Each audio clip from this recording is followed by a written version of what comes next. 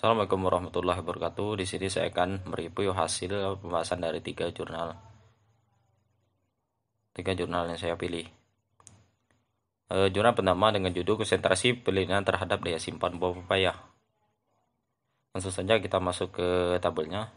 Tabel yang pertama, kombinasi program metode pilihan T. Tabel ini ada 3 macam dengan kontrol T0K0 berat sama T1K1, T1K2, T1K3, dan seterusnya.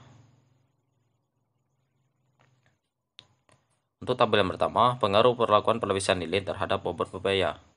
Nah, untuk perlakuan kontrol 2% memiliki nilai yang paling tinggi di antara kontrol 4% dan 6% terhadap bobot buah pepaya. Dan selanjutnya, tabel kedua rata-rata susu bobot buah pepaya. Perlakuan kontrol 2% memiliki nilai rata-rata paling tinggi di antara kontrol lainnya terhadap susu bobot buah pepaya pada hari 3 sampai ke hari 12. Tabel ketiga, tekstur buah pepaya hari ke-12. Nah, perlakuan dengan kontrol 2% dan 4% punya tekstur buah yang sama, yaitu agak lembek, dan kontrol 6% punya tekstur buah pepaya lembek. Selanjutnya kita akan masuk ke jurnal yang kedua.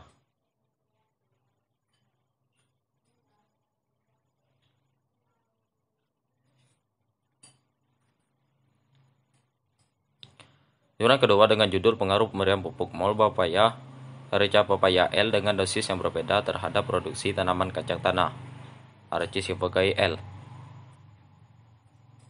Langsung saja kita masuk ke dalam tabelnya. Tabel pertama rata-rata jumlah polong per tanaman. Dapat kita lihat dari situ, perlakuan M3 mempunyai nilai ulangan yang paling besar terhadap dari ketiga perlakuan M0, M1, dan M2. Dengan rata-rata sendiri 261 untuk M3. Yang tabel kedua, rata-rata berapa polong kacang tanah.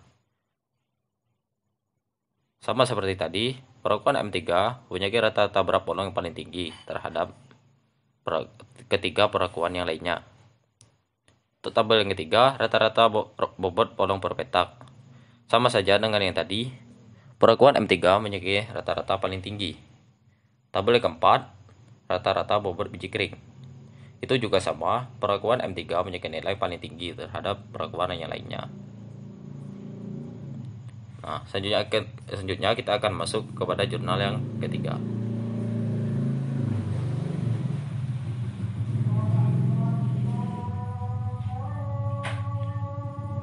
Dengan judul pengaruh suhu dan lama simpan pada buah pepaya madu. Kita masuk ke dalam tabelnya langsung.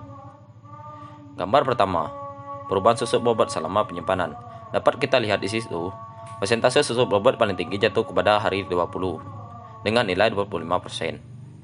Gambar yang ketiga, perubahan nilai kekerasan selama penyimpanan. Nah, dapat kita lihat juga di situ, nilai kekerasan yang paling tinggi pada hari kelima dengan nilai 35N. Gambar yang keempat, perubahan TPT selama penyimpanan. Total padat terlarut yang paling tinggi pada hari kelima, pada hari lama penyimpanan pada hari kelima dengan nilai 13,0 Brix. Yang gambar kelima, perubahan nilai warna kulit buah selama penyimpanan. Nah, dapat kita lihat di situ nilai perubahan warna kulit yang paling tinggi yaitu pada hari kelima dengan nilai yang paling tinggi 4,5. Nah, mungkin itu saja. Gambar ketujuh, perubahan nilai warna daging selama penyimpanan. Nah, dapat kita lihat di situ lama penyimpanan pada 5 hari dan 10 hari mempunyai nilai yang paling tinggi atau hampir sama terhadap lama penyimpanan 15 hari dan 20 hari. Artinya di sini